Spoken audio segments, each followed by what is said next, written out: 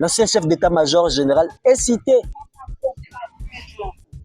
Na kati ya complot baye oyo bana posa baboma président de la République Félix Antoine Tshilombo Tshisekedi.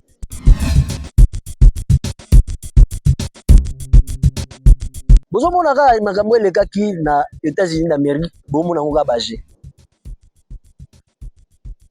Madame Thérèse, Madame la ministre des Affaires étrangères, je pense.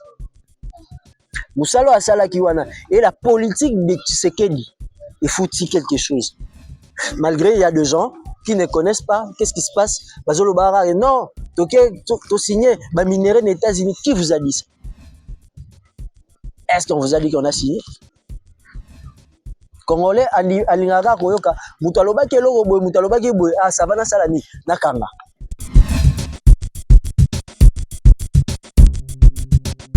Pero Louara a sali vidéo moko boy il cite des généraux. Ils ont réveillé Bakatangé face à la désordre, un soulèvement.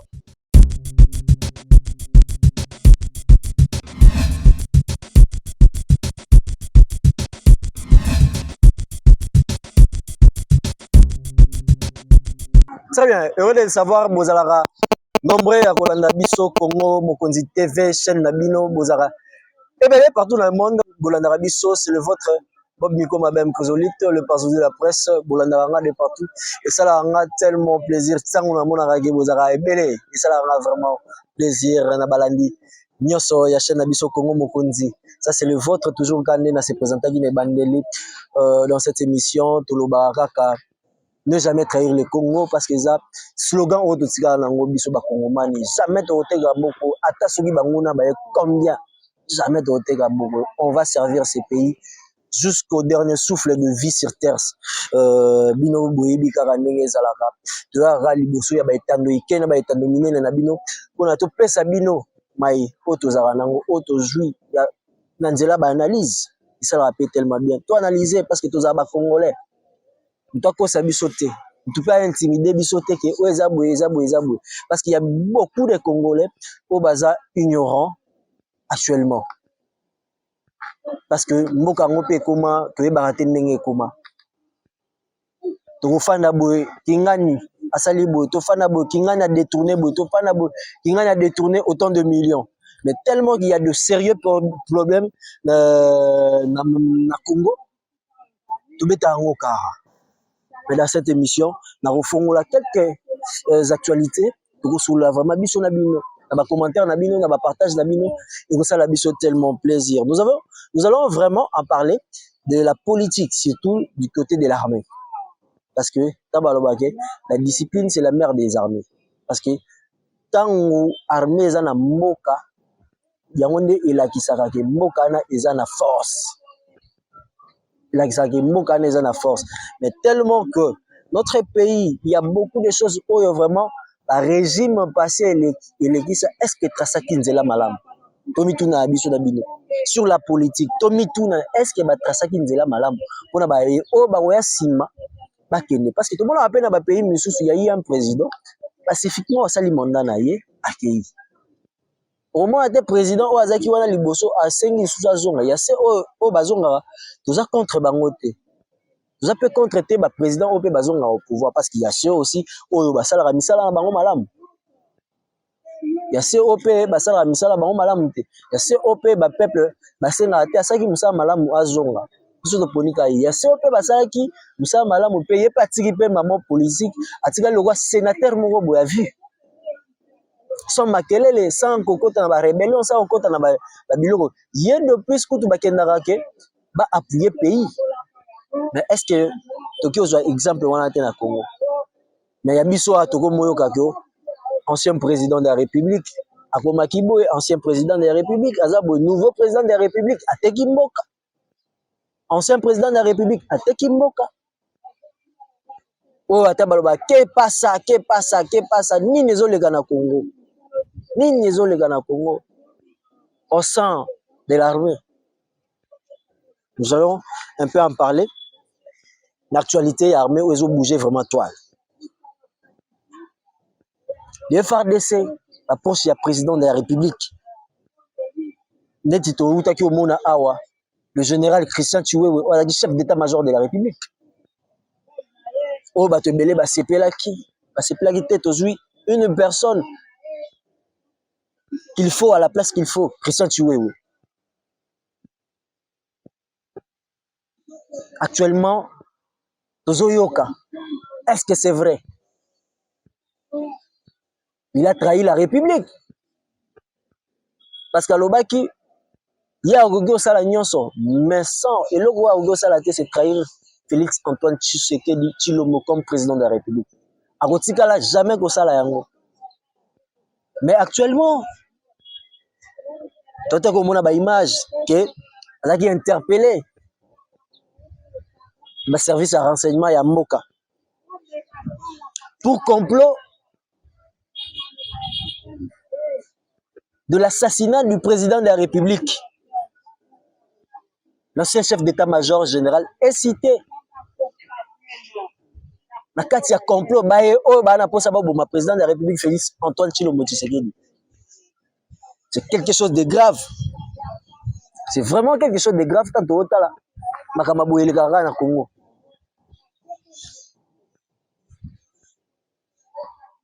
Tokolanda comment makamango ekolekana de près. Na ba agent tout ya renseignement OP ba pesa rapé ba information. Nyonso elikara sur la toile binomo boyebi. Na maemaka muto omona na este. Est-ce que ces généraux tout au bozo mona wana est-ce qu'ils sont contre le président de la République? Est-ce que vraiment ils sont contre tozotu na nape? Tozotu na nape biso na bino. Est-ce qu'ils sont vraiment contre le président de la République? Ou il y a un groupe de généraux où bazaki payé ndenge tozoyokela paraît-il baza en communication na Kabila, baza en communication avec Kagame, ou bazolinga ko déstabiliser régime à Kinshasa. Ne bango bazobenga FC M23 contre Kinshasa. Kinshasa c'est qui? C'est le président de la République. Félix Antoine Tshisekedi Tshilombo Tshisekedi. Est-ce que ces généraux tout monana bazo comme ça Congo fier na musalo ba osala? Est-ce qu'on va se demander vraiment, ils sont fiers d'être des généraux dans ce pays? Et ça, là, vraiment pas si. Tu repères sa confiance dans Nani. Bana mboka ka ne ba trahir. Bana mboka ka ba trahir. Bana mboka o mona boy. Ministre Kingani a détourné. Ah, na ye muto sérieux a détourné 100 millions. Les aka ba monta likolo.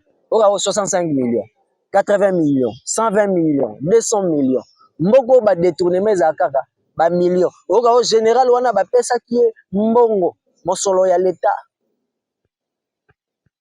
Asala ngo muza l'état oka il fallait ba futa ba soda, prima ba soda oyoki allié. Ça se passe toujours dans notre pays. Et les gars toujours dans mboka na biso. On se demande, est-ce que vraiment il y a des hommes fidèles? Est-ce qu'il y a vraiment des hommes compétents et fidèles et loyaux dans ces pays?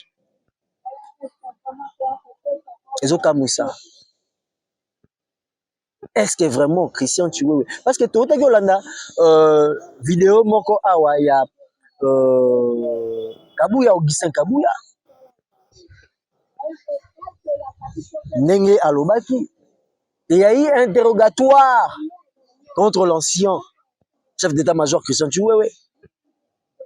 Oh, il a confirmé, il affirme, selon Augustin Kabuya.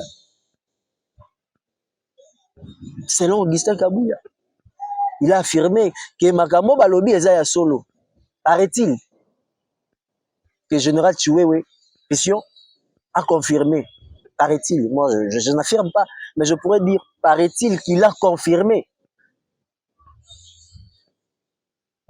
Attendant, ce que les Ganaba TV, ce que les Ganestans Nini, Tozela, Tokomonango.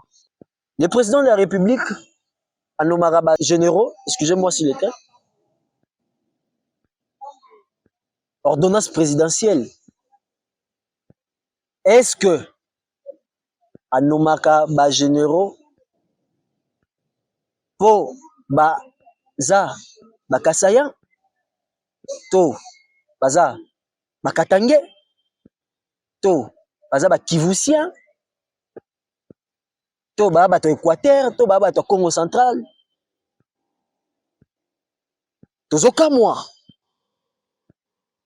soki bakangi mutu moko ya pouvoir ya armée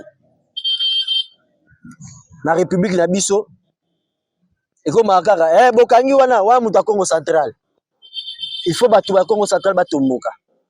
Est-ce que tant le président a nommé ba généraux wana ba généraux est-ce que tala ki il faut na nommer général Roger Dakala tellement qu'il y a mutu ya Congo central na élevé au rang de général.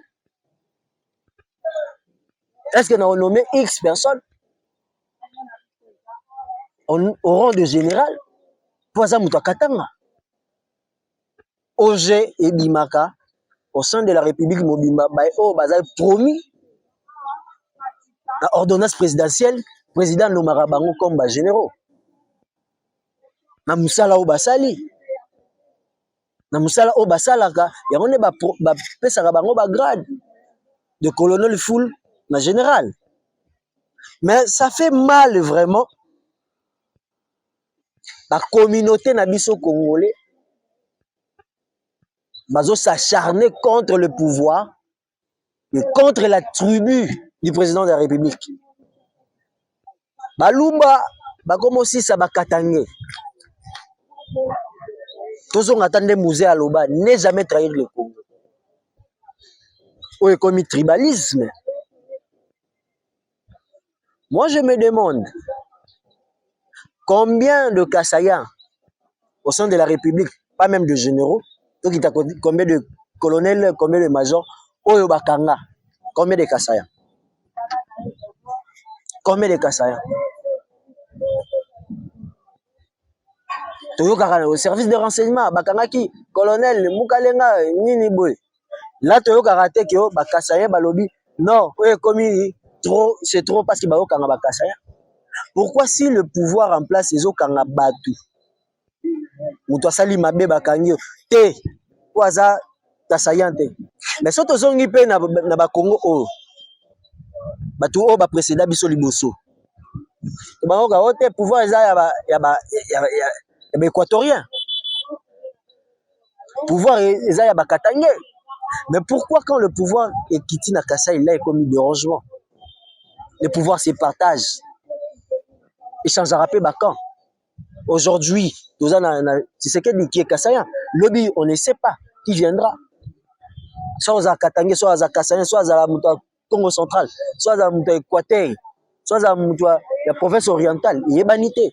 Congolais, quand est-ce que tu as là, il que tu as dit que Ouazan de Gonanga, mais Sali Mabé, n'a bloqué. Récemment, paraît-il, le général Chiko Chitambwe est cité. Et compté, même, dirais-je même cité, parmi ceux qui sont aux arrêts. Ces derniers, l'homme de repli stratégique, le général Chiko Chitambwe. Des rumeurs qui circulent. Des rumeurs circulent. Il faut que Tommy Tounana, pourquoi ces arrestations-là, surtout les généraux? Parce que tant que vous avez des généraux dans la République, ils ont infiltré. Donc la République est infiltrée. Il y a des généraux, il faut pas frapper bango. Parce que l'attention au mboka o ezanango. Est-ce que les gens se demandent? Malgré les gens, les Congolais, Oyo Baza, unis, au président de la République, il faut assister à Biso Bitumba. Parce que Togolingate, étranger, malgré les AFC, M23, Nanga et ces gens, et Kagame, Kabila, Bakoti Maï. Parce que Makambo, ils ont le Kabino, Bozomona. Bozomona, Makambo, les cas qui, na États-Unis d'Amérique, Bomona, Nga Bagé. Madame Thérèse, Madame la ministre des Affaires étrangères, je pense. Moussalo Asala Kiwana. Et la politique de Tshisekedi, il faut dire quelque chose. Malgré il y a des gens qui ne connaissent pas qu'est-ce qui se passe. Bazolo Bara, non, Tu signé ma minerai des États-Unis. Qui vous a dit ça? Est-ce qu'on vous a dit qu'on a signé? Congolais, alingaka koyoka, mutalobaki eloko boy, mutalobaki boy, ah, ça va na salani, nakanga. Mais pour se documenter, c'est quoi l'affaire? Bon, moi, on a des politiques, on a les carabines, on a TV, parce que ça a une appartenance politique. Au moins, il y a opposition à l'équipe, à tout le régime actuel. Il y a un régime actuel à l'équipe, à tout le opposition. C'est ce qui dérange. Mais est-ce que les Congolais, tout n'a qu'est-ce qui se passe vraiment réellement? Tofa na biso, biso na biso. To solo là vraiment, qu'est-ce qui se passe? Qu'est-ce qui ne va pas? Tout ça, ni pour to longa mboka o. Malgré to yo kake makambo comme to partager mboka ngo, biso to zo mboka o parti o pour autant des années, ba o ba bité biso te. Biso to linga ngo te Congo ko tikala kaka ndenge to yebela ngo. Pourquoi les arrestations en ce moment na ba généraux? Les services de renseignement ils sala musala nango. Coup de chapeau. Na ba autorité tout ya mboka o baza compétent. Ya ko luka. Qu'est-ce qui se passe réellement? La faillite union c'est où wapi au sein de la République. Et ça la passe, les Congolais doivent souffrir, bandeko na biso ba kufa du jour au jour, chaque jour. Chaque jour. Ba Congolais ba kufa. Il y a des infos sensibles au ba Congolais bon limité. Dans Hollanda ndeko na biso pas s'exila. Tebika kopa ngone ezara. Ndeko na biso Pérou Loire. Nenga mesana koloba na ye, il est humain. Je ne suis pas contre lui, mais il est humain. À cause de la vérité à l'obara, à cause de la fausseté à l'obara. À cause de la galerie, à cause de la galerie, mon boy. Pour moi, ça peut visibilité toujours, parce que la visibilité de parler, les gens chaque jour aiment parler. Parce que RDC, il ça va il y a des politiciens qui financent ça va tout. Il y a des journalistes qui ont financé. Après Simbon, on sait, vérité, tu fais biso tout tu fais ma confrère, ma consœur, tu fais nazo ekutu, tala kutu, na okuta na kinga ni kutu a proposer kinga peut-être X montant. A proposer kinga autant, proposer kinga autant. Dans les gisele les mabo, ah, ils bongo, sont nombreux ici. On va journaliste ba comme appelé ba pro. Na pro Tshisekedi, na pro Kabila, na pro maman Denise, na pro maman Olive, na pro a politicien. Na pro parti politique, na na PPRD, na IDPS, na MLC, na UNC, on connaît. On a sur l'Arabie, na CG wana ya parti wana a financé un fort, ya ngone bilo na bango na on se connaît. Mais je me suis dit, qu'est-ce qui se passe? Père Louara, à sa vidéo morobo, il cite des généraux. Ils ont réveillé Bakatangé, parce à la désordre, un soulèvement. Ouais, ça, parole, il y a haine. Congolais, ça a bongoté. Congolais, photos à la moko, bomoko. Congolais, photos à bomoko, parce que tout ça, les étrangers, tout ça, force, il y a ma bé, ils ont déstabilisé Congo. Mais mis au Congolais, non. Ennemi, ennemi à Congolais. Ils ont Congolais, yémo. Je ne sais pas, ceux qui sont généraux, Pero, à Otago signé, à Otago cité, je vis le nom de général Sangwa, Katangé. Je vis encore les noms. Atangaki sous Kombo, il y a général Edi Kapen, Marcel Mangou, le général Marcel Mangou, le général Niembo Abdallah, Pero Atangaki Bango. Oh, botelema parce que il y aura arrestation calamité à bas généraux tout le monde. On va se demander pourquoi citer ba kombo ya bas généraux au moment que eloko ezate parce que balobaka nini soki mai ningani te donc eloko ezate donc mai ningana pa mate so moni milinge zo mata likolo boyeba te ba pelisi moto jamais milinge bima au hasard ebimi na se boyebima te donc il y a moto moko eza na se musala nango eza les services de renseignement bafandela makambo wana parce que il y a eu beaucoup des arrestations au niveau des généraux kassaïens. Eloba matin, l'arrestation du général Franck Toumba Bouamunda, le général Franck Tumba.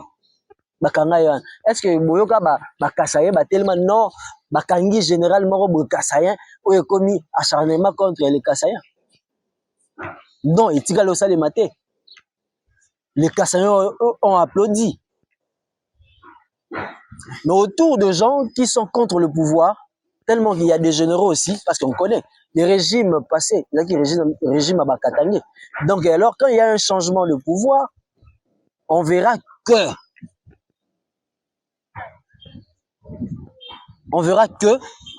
le changement comme il y a un pouvoir, un nouveau pouvoir, donc pouvoir on est que la province mususu, donc province ezaki liboso na pouvoir, so bakangi mutu na bango moko komika omoni tellement que pouvoir ezaki awa bakangi. Demandons-nous, est-ce que batuana tout baza au fond? Faut se demander. Faut tout nana, est-ce que baza au fond? Fort maintenant fond na bango ezali ndenge. Parce que le pouvoir est compliqué. Le pouvoir c'est le pouvoir du sang. Aucun président de la République a rolinga ayogaki. Cette personne est traître. Surtout avec cette situation politique. Jamais président Moro a rolinga. Même si on changeait Tshisekedi, il n'est plus président de la République. Les Kassai, Barreta Batu, généraux, officiers supérieurs. Contre le pouvoir de Tshisekedi. Congolais Tobo Sanate. Mais on n'est pas là pour élever Tshisekedi. Ceux qui ont sali Mabé, on va dire qu'il y a sali Mabé, parce qu'on est Congolais. Congolais ont souffrir. Congolais ont bien été. Congolais ont souffrir. Congolais ont bien été. Congolais ont bien été. Congolais vraiment ont souffrir. Congolais ont souffrir. Ils sont morts tout le temps. Tout ça, à Kinshasa, tout le monde combien Congolais ont souffert. Congolais lipa ata ya 500 francs oyo. Congolais defara lipa ya 500 francs.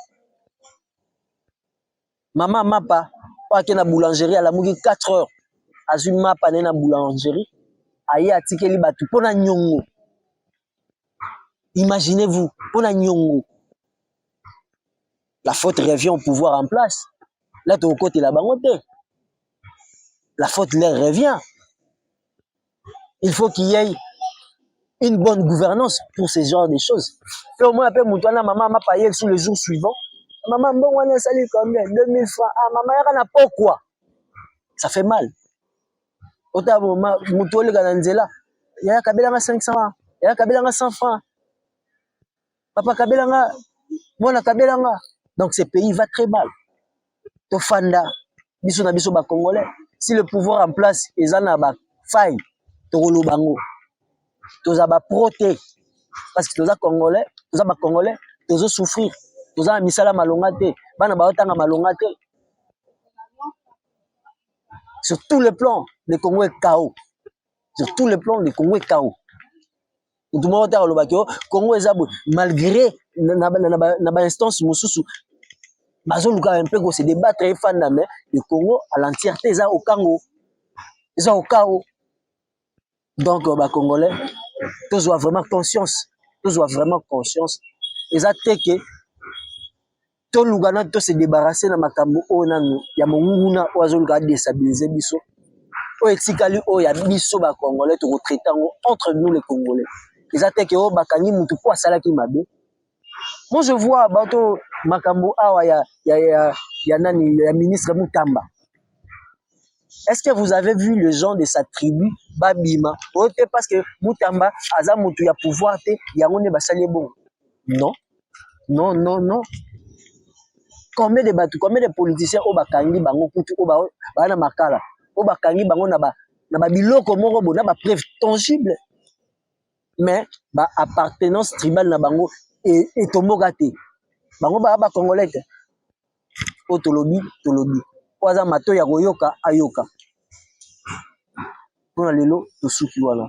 Donc bo s'abonner na canal na biso Congo Mokonzi Télévision. To tiela bino bémission. Avec cette